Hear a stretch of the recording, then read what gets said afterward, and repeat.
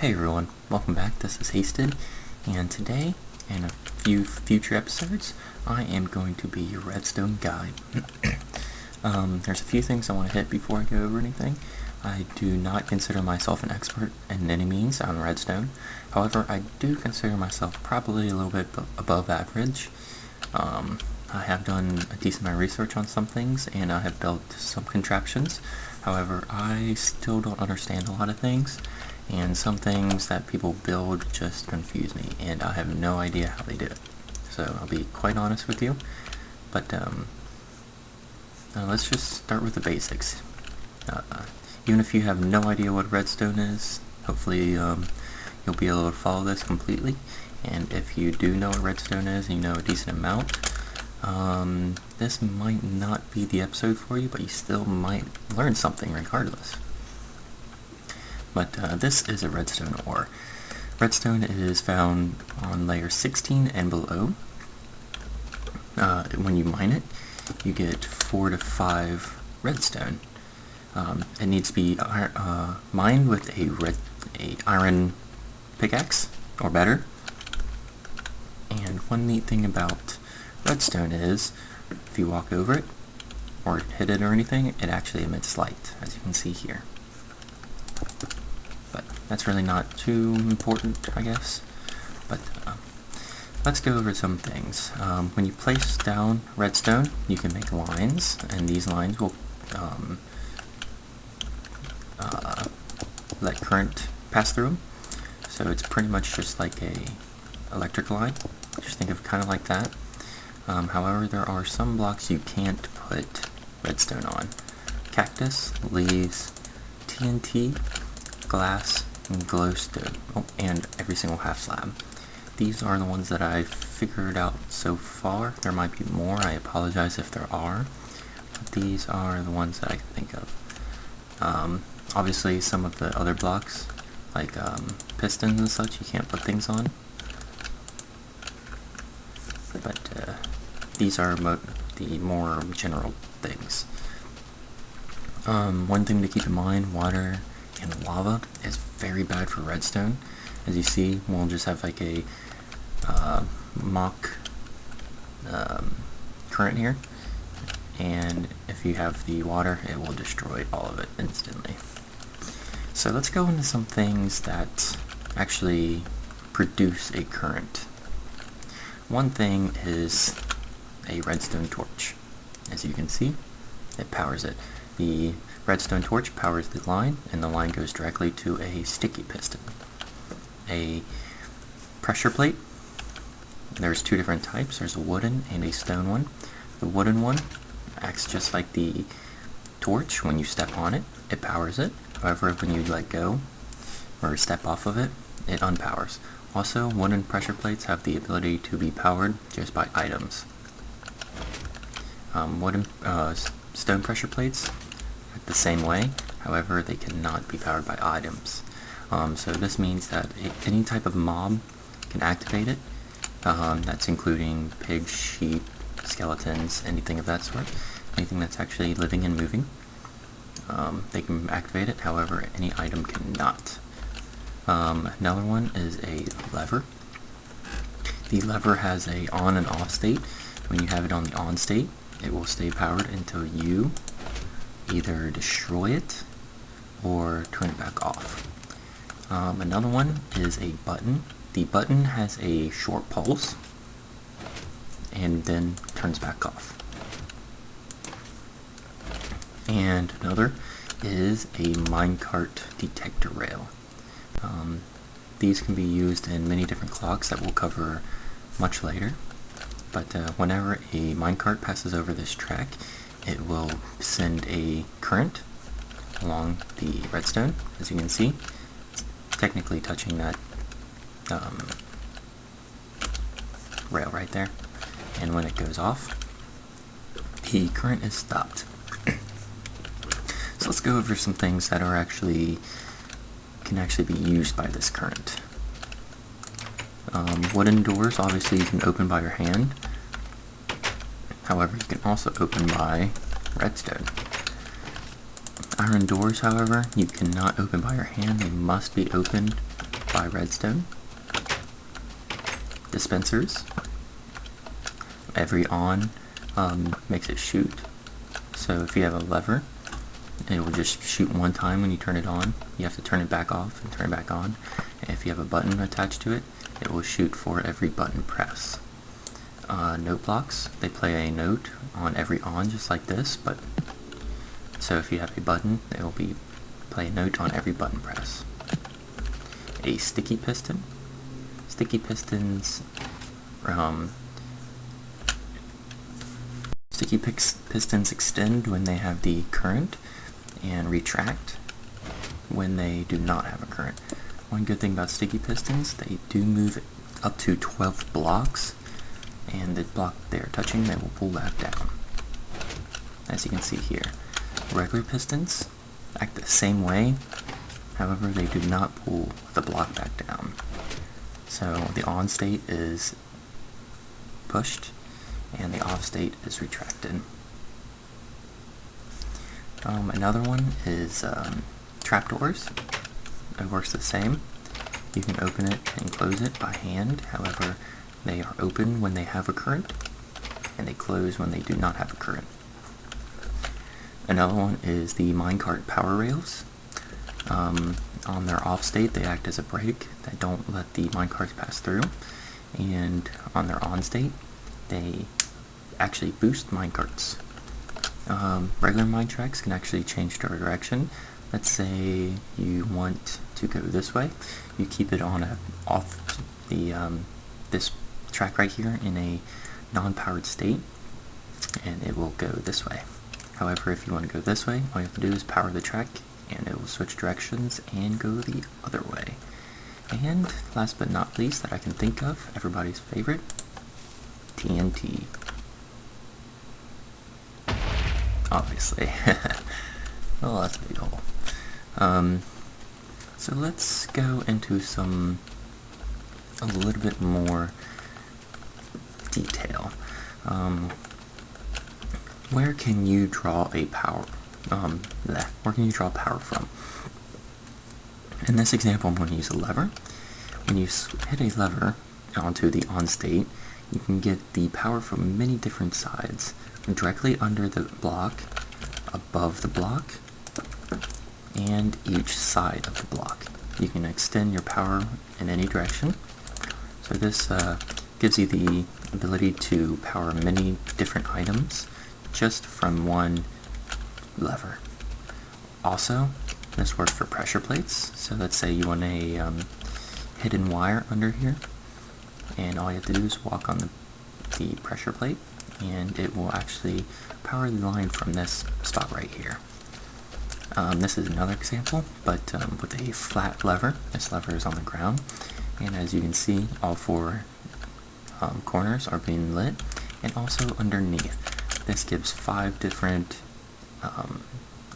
chances to pull source from, depending if you want to go into a wall here, across the some sort of wall, or a flat land or anything, or even underneath where you can hide it all. So now we're going to go to the opposite way, which angles something can get powered from instead of getting powered to. So here is a sticky piston. As you can see, I have a power source coming in from every single angle, and it doesn't matter what angle you hit, the piston will bring power from it. Here's another example. This is actually powering this block, which the piston takes power from. So as you can see, you can go through a block. However, if you want, you cannot go through, that's not what I want to do. You cannot go through multiple blocks. So if you see, this will not work. You can only go through one block, because think of it as this block actually holding the power, and this piston is taking the power from this block right here. So this power right here is charged, and this is using its power. Also, you can go underneath. This is a little bit more advanced if you don't know what's going on here. All it's doing is taking the power from this torch. And if you don't understand, it will be explained in a later episode. So as you can see, it's the torch right here is in an off state. When it's in off state, this block right here is not being powered, so it's kind of like the same function as that. So it's kind of being like the same function as that, where the piston is drawing the power from this block right here that's below it, and this torch right here is actually powering this block right here. So when you hit the switch, the torch gets powered, which powers this block, and the piston takes the power from that block right there. So let's go over a few more basic things right here. One thing to keep in mind, that redstone only carries a current for 15 blocks. So if you have a wire that stretches 15 blocks from the power source, in this case the lever, so this is 15 redstone connected to a piston. So if we go over here, we will see that the piston actually fires. However, this one is 1 block longer, so this is 16. So let's go over here, and it does not power because it does not continue past this spot. So this is the end of the line, and it does not power this piston. However, there is something called a repeater. Repeaters actually extend the power another 15 blocks. So if you're wanting to do something that takes over a long space, let's say you have a lever all the way down there, but you want to control something all the way down here, after 15 blocks, all you have to do is put a repeater down, and it will travel another 15 blocks. However, keep in mind, every repeater actually delays the circuit slightly. In this state right here, there's 4 different states. In the first state right here that's closest together, this actually delays the circuit 1/10 of a second. And every different stage is another 10, so 2/10, 3/10, and 4/10. This is useful for many other things later, including clocks. So if you want the fastest response time, all you have to do is put it on the first tick, and as you see, it's actually exceptionally fast. So let's go down here and put this on 4/10 of a second on the 4th tick, and as you see, it's a little bit slower to react. This could be very useful in different things. And we'll skip that. Let's say you want to move a power source either up or down. There's a couple of different ways to do it. Let's say you want to move a power source directly, or just kind of upward in the general direction.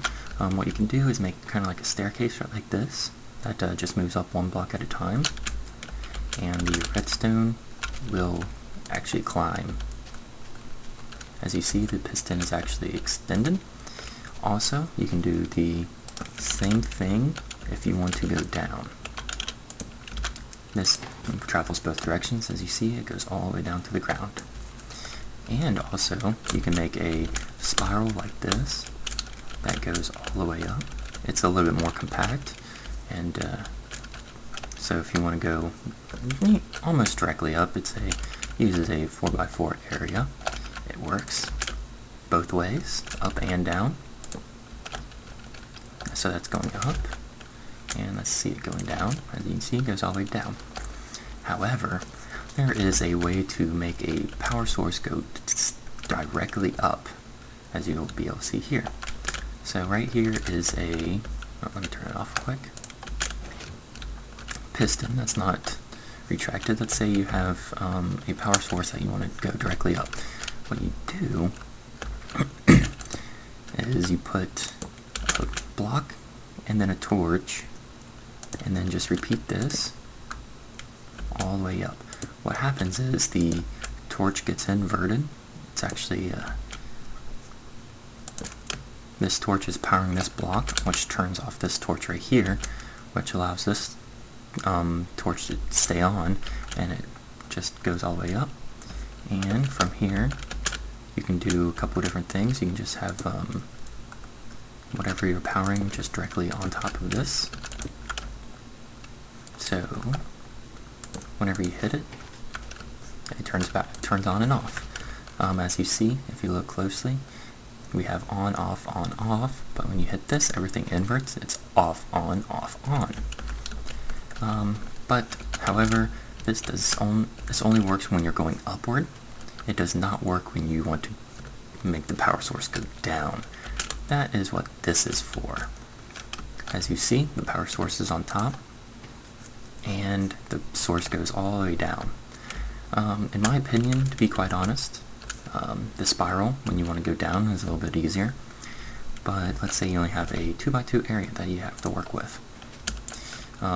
This is accomplished a little bit more difficult than the upward version. What you do is you have a block, a torch, and a redstone. And then you want to go up 2 blocks. Oops. Let me fill that back in. Sorry about that. You want to go up 2 blocks and repeat it, but going the other direction. And you just keep going up. Make sure you have your block space.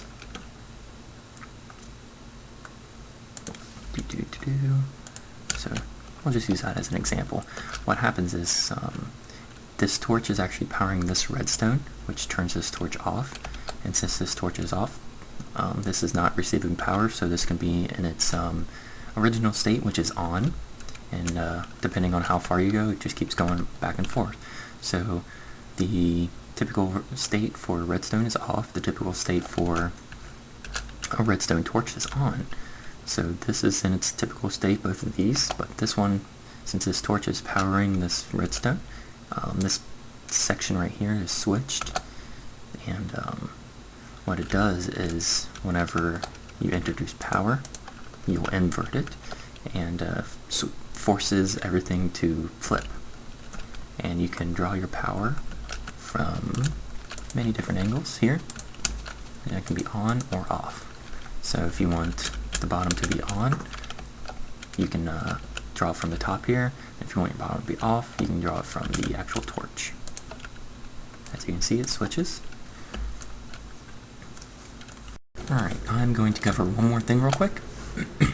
When placing redstone, you are not limited to a straight line. You can actually curve it however you like, as long as this is a single line right here. So you can get power all the way over there. However, you can make squares of it, but it's a little bit redundant. So keep that in mind. And also, when you are building your stairs, you can actually just go in any old direction you want. You can twist and turn however you like, as long as you have just a one high hill. As you see, ta-da! So what it's doing is going down one here, turning, and going up and up. So you're not actually limited to straight straight stairs like this, or a spiral stair like this. You can go in any direction depending on what you're doing, what space you have, and pretty much anything. As long as you follow the 15 rule, you'll be fine. And also, you are not limited to just one repeater in a single circuit. You can come down here and put another repeater, and this will extend it another 15 blocks. Alright, so I hope this helped you guys. This was the most basic that I can think of.